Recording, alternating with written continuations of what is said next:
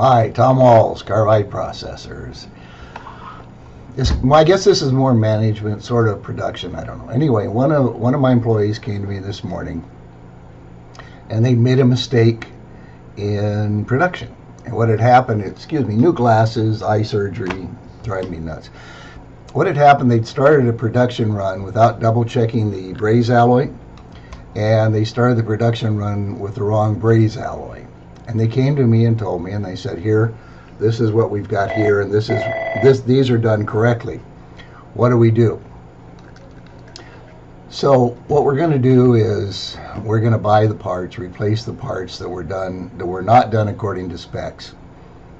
The big thing, and it cost me, I don't know, $40-$60 maybe, something like that.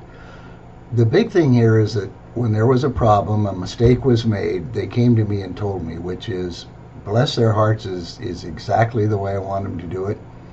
I just assume that you're never going to get full life out of pencils or pens, that things are going to get broken or wear out or whatever.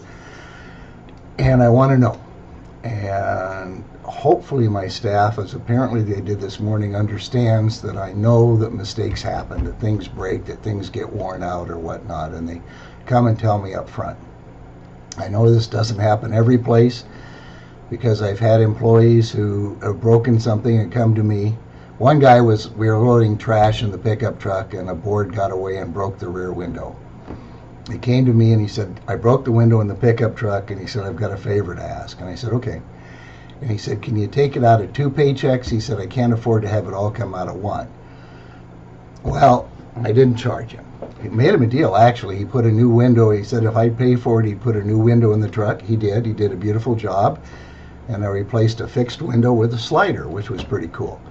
That was years ago. But anyway, things happen. I want people to tell me, because the sooner you get bad news, I think that the cheaper it is to deal with. In this case, they could have mixed the tips. They could have washed them so they looked the same. They could have shipped them to the customer. It was 2 different braze alloys with different flow temperatures, so they wouldn't have worked the same. And the customer may have noticed it. The customer's customer may have noticed it. If it got that far, by the time it got back to us, it would have been a huge deal. If nobody had come forward, I wouldn't have known what was wrong with the production process. So that's it. Maybe I'm bragging about the employees. Maybe I'm sharing a management tip. I don't know. But I think as a manager, you have to expect people to make mistakes. They have to expect things to break, to wear out.